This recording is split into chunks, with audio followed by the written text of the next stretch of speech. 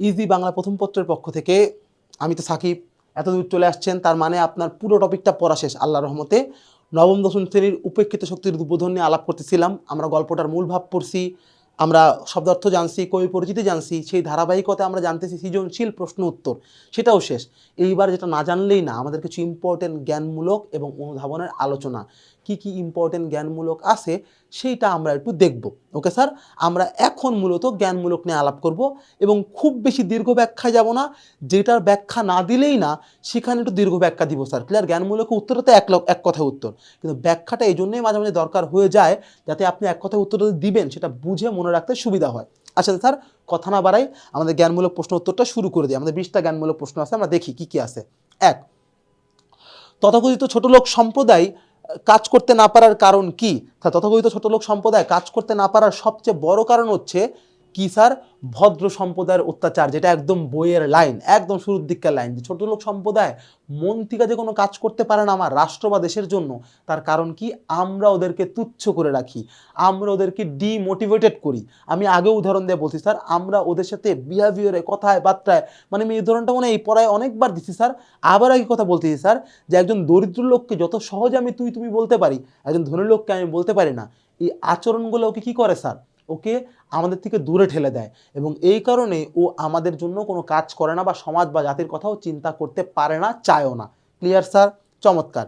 দুয়ে চলে আসেন, কোনটি আত্মার ধর্ম নয়? আত্মার ধর্ম নয় কি স্যার? একটু আগে আলাপ করছিলাম, মানুষ হয়ে মানুষকে ঘৃণা করা, একজন আরেকজনের তুচ্ছ করা, এটা মোটেও আত্মার ধর্ম নয়। মানুষের আত্মা বা সোল কখনোই কেউ একজন আরেকজনের তুচ্ছ করে না। তিন, মসিময় শব্দের অর্থ কি? মসিময় শব্দের অর্থ কালিমা মাখা বা অন্ধকারাচ্ছন্ন। আগেই বলছিলাম মসি মানে কালি, হ্যাঁ স্যার, ওখান থেকে স্যার মসি মানে অন্ধকারাচ্ছন্ন বা কালিমা মাখা, একদম কালি দিয়ে মুখ চোখ মাখা স্যার। ক্লিয়ার? তারে বলা হয় মসিময়, এবং মসি কালি বা কলম এই ধরনের শব্দ হিসেবে ব্যবহার করা হয়। ওকে। চার কি স্যার? ভারতে অসাধ্য সাধন করেছিলেন কে? ভারতে অসাধ্য সাধন করেছিলেন যেই করুক, অনেকেই করছে স্যার, কিন্তু এই প্রবন্ধের ক্ষেত্রে একজনই স্যার, মহাত্মা গান্ধী। কারণ এই প্রবন্ধে একজনের কথাই বলা আছে যে তিনি অসাধ্য সাধন করেন।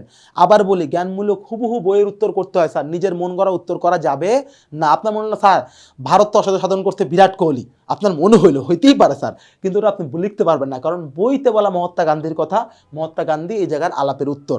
এবার আসি স্যার, বোধনবাসী কি? যে বাসী আপনার বোধ জাগায়। কিসের বোধ স্যার?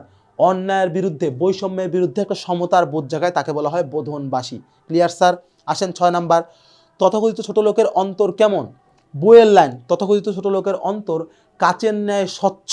Clear sir? এবং তাই এখানে বলা কাচের মতো স্বচ্ছ হৃদয়। কারণ কি? ছোট লোকরা বা গরিবরা যতটা আন্তরিক, একজন ধনী ততটা আন্তরিক না স্যার। ক্লিয়ার? মানে ধরেন আমি আজ অবধি কোনো রেস্টুরেন্টে যায়, যদি আমি বলি যে স্যার আমি বিল খায় ফেলছি, 1050 টাকা বিল হয়েছে, আমার কাছে 900 টাকা আছে, 150 টাকা আমি পরে দিব, সে আমাকে এই সুযোগটা দিবে না। সে আমাকে আবল তাবল 7-17 অনেক কথা বুঝাবে স্যার, বা স্যার আমার কাছে টাকা নেই, আমি নর্মাল ফেলেন, টাকা নাই, আমি ফ্রি খাইতে চাই, দিবে না। কিন্তু অনেক দরিদ্র আপনি দেখবেন, আপনি যদি এই যে ভাইরাল মিজান ভাই গরুর মাংস বেচে, দেখবেন ওখানে দরিদ্র লোকজন আসলে ওখানে ফ্রি খাওয়াচ্ছে, উনি মিজান ভাই নিজে গরিব, এক গরিব আরেক গরিবকে ফ্রিতে খাওয়াচ্ছে। এই মানসিকতা কিন্তু দরিদ্রদের মধ্যেই আছে, ওদের অন্তরে স্বচ্ছ স্যার, আমাদের অন্তর না। দেখেন তারপরে কি বলতেছে, কার হাত ধরে বোধনবাসীতে সুর দেওয়ার কথা বলে হয়েছে? কার হাত ধরে স্যার? অসহায় দরিদ্র ভাইদের হাতে হাত ধরে, উপেক্ষিত ভাইদের হাতে হাত ধরে। দেখি বইতে কি বলা, একই কথা স্যার, আমি যদি মাত্র যেটা বললাম, উপেক্ষিত ভাইদের হাতে হাত ধরে বোধনবাসীতে সুর দেওয়ার কথা বলা হয়েছে, মানে অবহেলিতদের একত্রে রেখে বোধনবাসীতে সুর দেওয়ার কথা বলা হয়েছে। 8, ব্যক্তি সমষ্টিকে এক কথায় কি বলা হয়? স্যার অনেকগুলা ব্যক্তির সমষ্টি, ওটারে একসাথে কি বলবো আমরা? জাতি বা দেশ বা রাষ্ট্র। তো কি বললো? ব্যক্তির সমষ্টিকে এক কথায় জাতি বলা হয়, মানে রাষ্ট্র বলা হয় বা জাতি বলা হয়। ওকে। দুর্দিনের যাত্রী কোন ধরনের গ্রন্থ? দুর্দিনের যাত্রী, যুগবাণী, রুদ্রমঙ্গল, রাজবন্দির জবানবন্দি। 4টা নাম বললাম, খেয়াল করবেন, দুর্দিনের যাত্রী, যুগবাণী, রাজবন্দির জবানবন্দি, রুদ্রমঙ্গল, এই 4টাই নজরুল ইসলামের তুখোর বিখ্যাত 4টা প্রবন্ধ গ্রন্থ। ক্লিয়ার? প্রবন্ধ মানে যেটাতে গল্পও না কবিতাও না, যেখানে জ্ঞানের আলাপ করা হবে। এই যে উপেক্ষিত শক্তির উদ্বোধন একটা প্রবন্ধ গ্রন্থ। Okay sir? এবং ওটা কিন্তু দুর্দিনের যাত্রী বইয়ের অংশ না, ওটা কিসের অংশ স্যার? যুগবাণীর অংশ। আগাই, কাজী নজরুল ইসলামকে কোথায় সমাহিত করা হয়?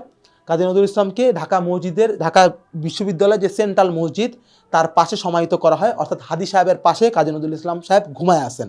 হাদি সাহেবের আগেই উনি ঘুমায় আছেন, আমার মরমী কবি, আমার সাধক কাজী নজরুল ইসলাম সাহেব এবং হাদি সাহেবের পাশে যাওয়াতে আমার একটু ভালো লাগে। আমি এমনি পলিটিক্যাল আলাপ করতেছি স্যার, হাদি সাহেবের আমার টুকটাক ভালো লাগতো এবং যথেষ্টই ভালো লাগে। নজরুল ইসলামের মতো ভালো লাগে না, কিন্তু দুজনকে আমার ভালো লাগে। দুজনের খবর একই সাথে আছে, অনেকের একটা পলিটিক্যাল তর্ক আছে, কিন্তু আমার খুব ভালো লাগে। আমি আগে মাঝে মাঝে শুক্রবার যায় নজরুল ইসলামের কবরের সামনে মাঝে দাঁড়াইতাম, একটু মোনাজাত করতাম। তো এখন দুজনের জন্য মোনাজাত করবো, এটা আমার জন্য একটা হ্যাপি ব্যাপার।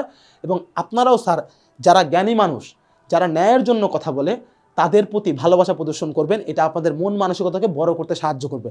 আমারটা কোনো বড় হয় নাই, কিন্তু ইনশাল্লাহ হবে। ঠিক আছে, এইবার স্যার আসেন 11 নম্বর, চলেন।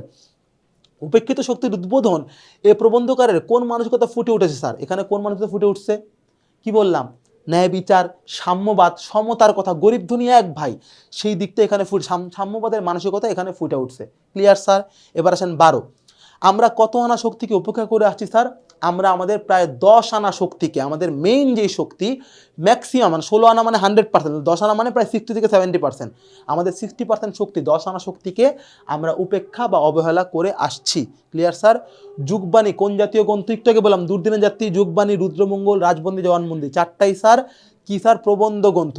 এবং যুগবাণী প্রবন্ধ থেকেই হচ্ছে আমাদের এই প্রবন্ধটা নেওয়া স্যার। ক্লিয়ার? আমরা যেটা পড়তেছি এটা এই বইয়েরই একটা অংশ। Clear sir? ওকে, এবার আমরা আগাই। কে ছোট লোকদের বুকে ধরে ভাই ডেকেছেন? মহাত্মা গান্ধী। একজনের কথাই বলা আমাদের প্রবন্ধে, মহাত্মা গান্ধী। যারা অনেকেই এই প্রশ্ন উত্তর লাগেন স্যার নজরুল ইসলাম সাহেব, না, উনি তো ছোট লোকদের ভালোবাসতেনি, কিন্তু প্রবন্ধে বলা মহাত্মা গান্ধী সাহেব ছোট লোকদেরকে ভাই বইলা বুকে স্থান দিছে বলেই ভারতে অসাধ্য সাধন করতে পারছেন। চমৎকার স্যার।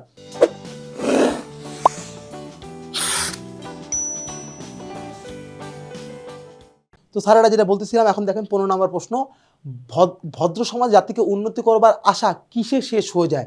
স্যার এই প্রশ্নটা কিন্তু একটু অন্যরকম। এখানে হইতে কি ডিরেক্টলি নজরুল সাহেব বলে নাই, উনি বলতে কি ভদ্র সমাজে জাতিকে উন্নতি করিবার আশা ওই কথাতেই শেষ হইয়া যায়। ওই কথাটা কোন কথা? এর আগের লাইনে বলতেছে যে তুমি ভদ্র সম্প্রদায় আমি মানি, তোমরা জাতির দুর্দশা, জাতির দুর্গতি বোঝো, জাতিকে এগুলা বইলা কাদাইতে পারো, কিন্তু কর্মক্ষেত্রে বা কার্যক্ষেত্রে নামিয়া তোমাদের কার্য করিবার অধিকার আছে কি, ক্ষমতা আছে কি? নাই। তাহলে জাতিকে উন্নতি করিবার আশা ওই কথাতেই শেষ হয়ে যায়। তাহলে ওই কথাটা কোন কথা?